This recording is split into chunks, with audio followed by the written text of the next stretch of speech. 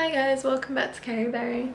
So today we are in the kitchen again for another In the Books as Bake series, and today I'm gonna try and make a cake inspired by These Violent Delights by Chloe Gong, which comes out on the 17th of November. I am really looking forward to that book coming out. I read an arc of it on NetGalley and I loved it. And I love the way that Chloe Gong interacts with the fans on Twitter, and I think like the whole kind of thing she's doing to prepare for the book and promote it is really good, so I'm really excited for that. So yeah. So today, as you can see from the ingredients, we will be making a red velvet cake. I've never actually made or had a red velvet cake before. So I'm a bit apprehensive. I know that some people either really love it or hate it, but I thought that like with the book it was a really good idea because there's the Scarlet Gang and the white flowers, and I was thinking I could have like a red velvet cake with white icing all over. So yeah, I'm quite excited for that, and I've got a recipe. So I've got the recipe up on my iPad from BBC Good Food, which I'm really excited for. So let's get started. So just like last time, I have run into another problem. Let's hope this trend doesn't continue and I get a Books as Bakes that is not problematic. But so to be fair, I kind of knew this one would happen because I went to the shop the other day and I tried to get buttermilk, not realising that it's not really a thing you can buy. So I have no clue what buttermilk is, but the recipe wants it. So I've just googled how to make buttermilk, and it's telling me to essentially just put some milk in a jug and then stir in some lemon juice or vinegar and let it sit for a bit. So I'm gonna try and do that now before I start with the sugar and the butter, and just hope for the best, to be honest. Okay, so I have done the first lot and have the basic kind of mixture. So I've got the butter, sugar and eggs all mixed together, and it's looking quite good. It's looking very wet though, so I really want to like add the flour and cocoa powder, but yeah, this is what it looks like so far. So there we go. Okay, so I have just pureed my raspberries and it kind of looks like I have murdered someone, so that's exciting. I do low-key think that Juliet Kai would like chop someone up and then just puree them and make them like a smoothie, but yeah, fun. Channeling my Juliet Kai vibes with this bowl of murder. So the cakes are in the tins. The mixture isn't as red as I'd hoped.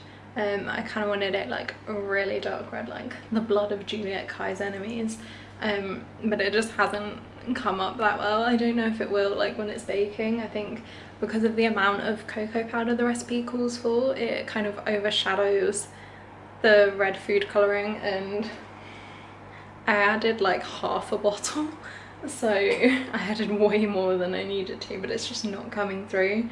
But I am excited for it. I've tasted the batter from the bowl and it tastes pretty good, so I'm quite excited. Now I just have to put them in and hope for the best. So that is one of the cakes. Obviously you can see that it does kind of just look like a normal chocolate cake, which is a bit concerning. Right, so I just got the cakes out of the oven and they are looking a lot redder. When I got them out, like I just got this whiff of raspberries, which I'm really excited for because I'm really excited to eat it now. So yeah, that's exciting. Let me just show you. So there is one of them, like I don't know if you can really see on the camera, but it is like kind of pinker, like around here. But they do still look pretty brown.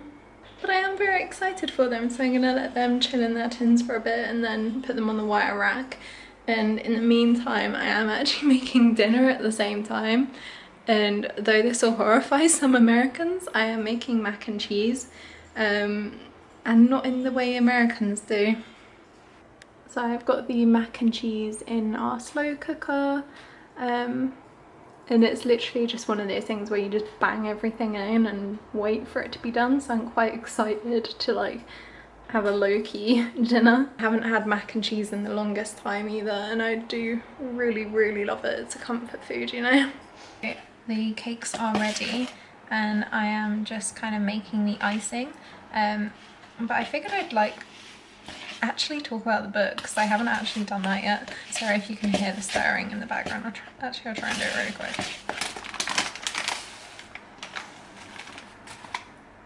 So These Violent Delights is a fantasy retelling of Romeo and Juliet by William Shakespeare. Well, by Chloe Gong, but originally by William Shakespeare. It is set in Shanghai in the 1920s, and it focuses on, of course, two rival gangs.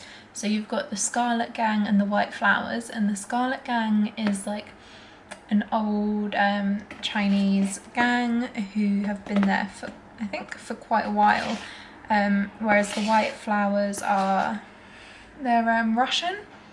So they're kind of like new kids on the block, and both families have an older sibling, so for, an older child. So for the Scarlet Gang it's Juliet Kai, and for the White Flowers it's Roman Montague.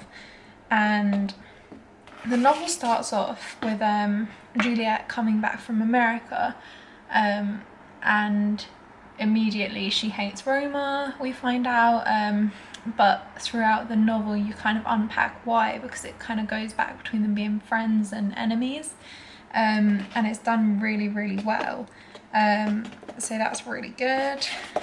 Throughout the novel as well we get a lot of Chloe Gong's like writing style, which I absolutely adore. More icing sugar. Oh dear. So the way that Chloe Gong writes is really interesting. It's just, I don't know, like from the kind of prologue I was hooked. Like she just writes so beautifully.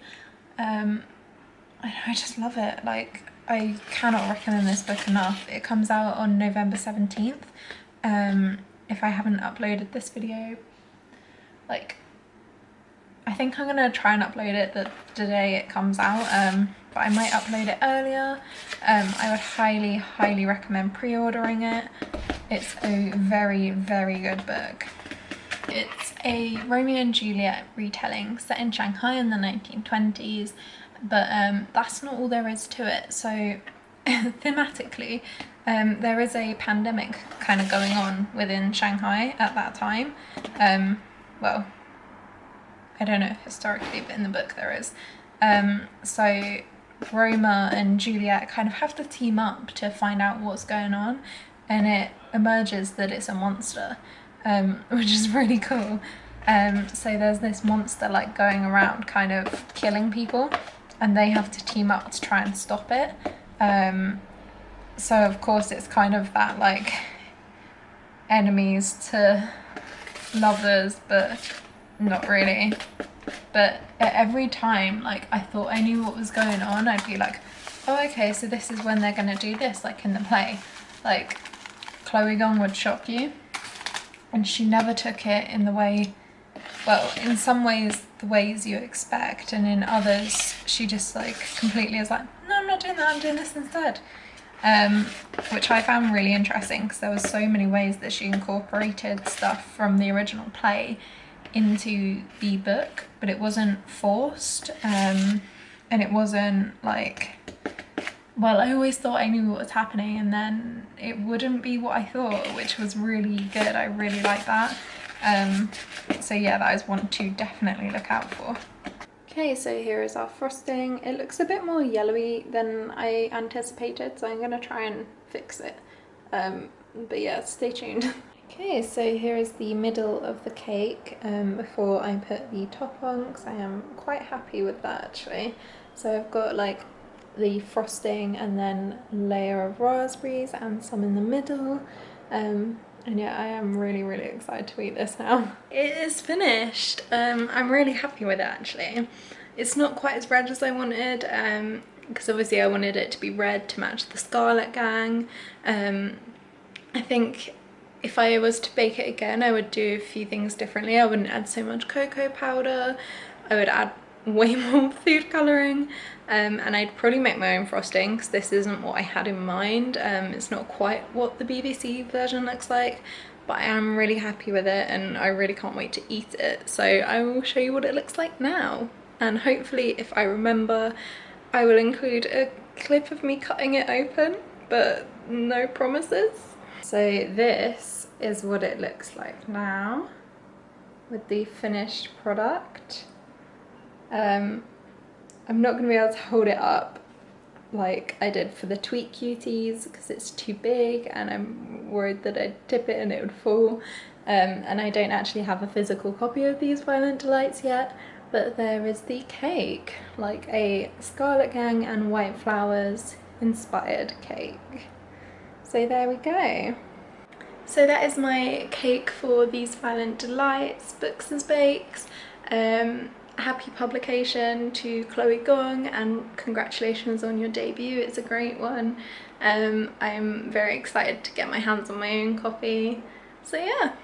And just for comparison, this is what the BBC version looks like and this is what mine looks like. So obviously mine is a bit messier and the cakes aren't quite as big, but you know what, I think I did pretty well, so yeah. Suck it, BBC. And in case you were interested, this is how the mac and cheese turned out.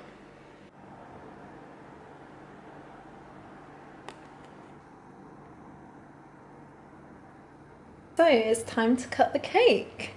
Fun. With my lovely assistant. Right, there we go.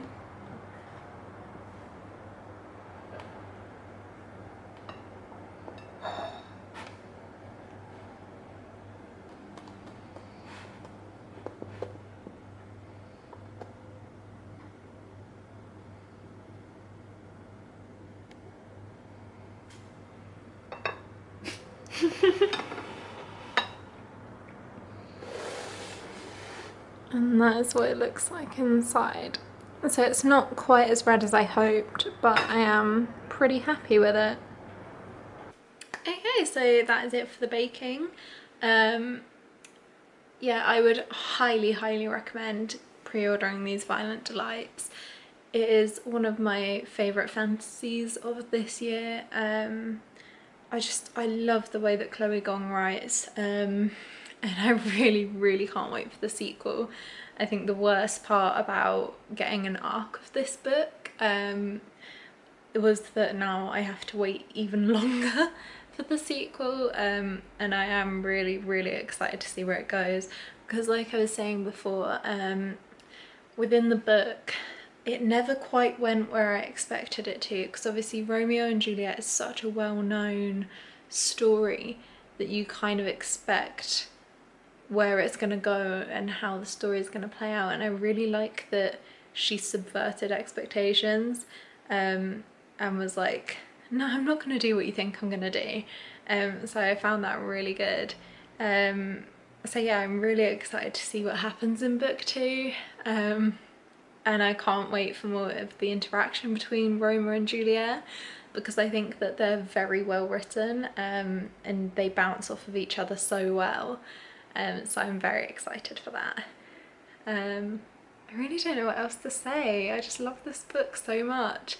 I did write I did write a blog post when I first read it, so I will link that in the description. And yeah, I really love it. Also the cake tasted really nice. I had a slice after dinner, and it's kind of weird because it's really like dense. It tastes more like a brownie kind of mix than a cake mix, but it was really nice. I will show you it one final time. Let's hope I don't drop this. Please don't drop this. There it is. Oh god, I am praying I don't drop this because my boyfriend was so angry.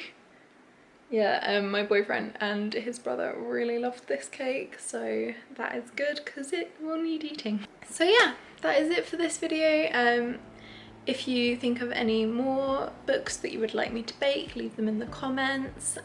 If you are going to pre-order these Violent Delights, please let me know. And if you have read it, let me know what you think. I love to talk to people about this book because it is so good. So yeah, let me know your thoughts.